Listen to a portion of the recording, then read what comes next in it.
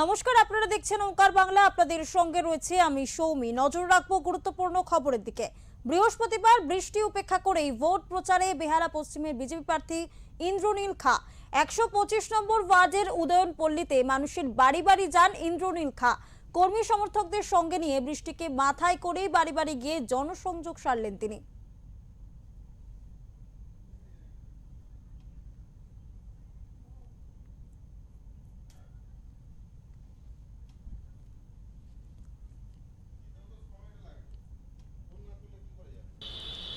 এই বিষয়ে জানবো আমাদের প্রতিনিধি বিশ্বজিতের কাছ থেকে। বিশ্বজিৎ, বিজেপির পার্টি অফিস ভাঙচুরের অভিযোগে ইতিমধ্যেই বেশ কয়েকজনকে গ্রেফতার করা হয়েছে।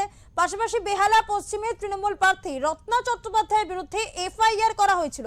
সেই প্রসঙ্গে বিজেপি প্রার্থী ঠিক কি বললেন?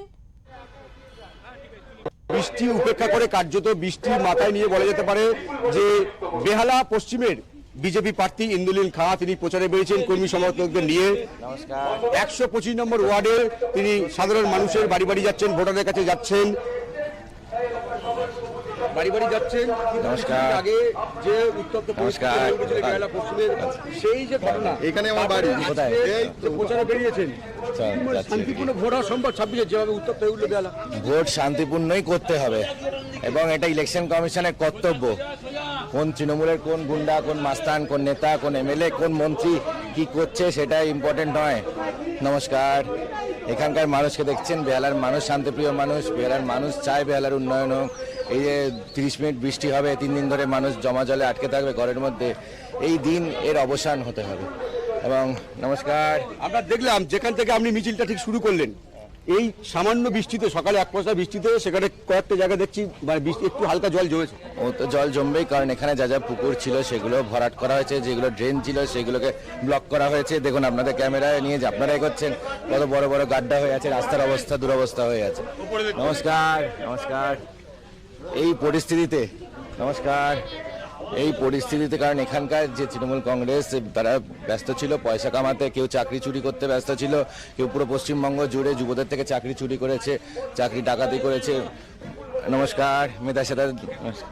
মেধার সাথে দালালি করেছে।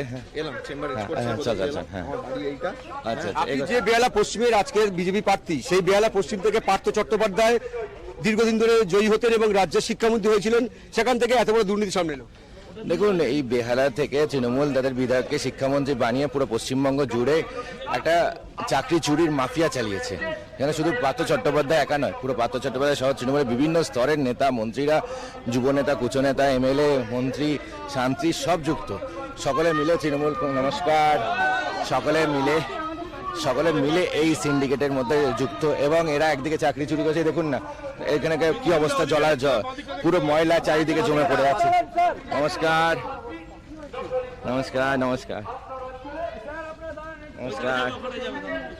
যাচ্ছি তো। হ্যাঁ, আচ্ছা, এই যে দুর্নীতিটা, এটা শুধুমাত্র বেহালার প্রভাব পড়বে না, সারা বাংলায় ভোটে প্রভাব পড়বে? দেখুন, মানুষের থেকে আপনি যুব সমাজের থেকে ভবিষ্যৎ, তাদের ভবিষ্যৎ নিয়ে চিরুনি খেলবে, তাদের থেকে চাকরি চুরি করে নেবেন, এটা মেনে নেওয়া যায় না। এর অবসান ঘটাতে হবে। একটাও ভোট কোনো চাকরি চোর কেনা, একটাও ভোট কোনো সিন্ডিকেট কেনা। এখানে পুকুর ভরাট করবে, কোনো জল নিকাশি ব্যবস্থা না করে, এখানে আমাদের যে বিভিন্ন যে এখানকার সিন্ডিকেটগুলো সেই ইট বালি সিমেন্ট সাপ্লাই করবে আর 4তলা 5তলা বাড়ি বানাবে বিভিন্ন পুকুর ভরাট করে, যার ফলে মানুষ ঘরের মধ্যে জলের মধ্যে আটকে থাকবে। এটা হতে পারে না। এর অবসান ঘটাতে হবে। এবং সবথেকে দুরবস্থা হচ্ছে বেহালার, ভাবুন এই বিস্তীর্ণ অঞ্চল, বেহালা পশ্চিম আর বেহালা পূর্ব মিলিয়ে প্রায় 10 লক্ষ মানুষের বাস। খাস কলকাতার বুকে 10 লক্ষ মানুষের জন্য কোনো স্বাস্থ্য ব্যবস্থা নেই। হার্ট অ্যাটাক করলে তাদেরকে যখন এখানে বিদ্যাসাগর হাসপাতালে যায়, সেখানে গিয়ে তাদেরকে, নমস্কার, বলা হয় এখানে হার্ট অ্যাটাকের চিকিৎসা করা হবে না। যখন কারো স্ট্রোক হয় তখনও বলে এখানে স্ট্রোকের চিকিৎসাও হয় না, যখন বলে ক্যান্সার তখনও বলে চিকিৎসা হবে না। কারণ এখানে, নমস্কার, ও আচ্ছা আচ্ছা, ঠিক আছে, কোনো অসুবিধা নেই, দেখা হয়েছিল তো ওদিকে। ঠিক আছে, একদমই বিজেপি প্রার্থী তিনি যেটা পরিষ্কার বলতে চাইছেন যে দুর্নীতির যে ইস্যু, সেটা কিন্তু শুধুমাত্র বেহালা পশ্চিমে নয়, সেটা কিন্তু বাংলার যে বিধানসভা 294টা বিধানসভা রয়েছে সেখানে প্রভাব পড়বে। তবে 26-এর বিধানসভা নির্বাচনে তার কতটা প্রভাব পড়ে, যে পার্থ চট্টোপাধ্যায়ের যে দুর্নীতি, সেটা আদৌ প্রভাব পড়ে কিনা, সেটা সেদিকে আমাদের অবশ্যই নজর থাকবে। পূর্ব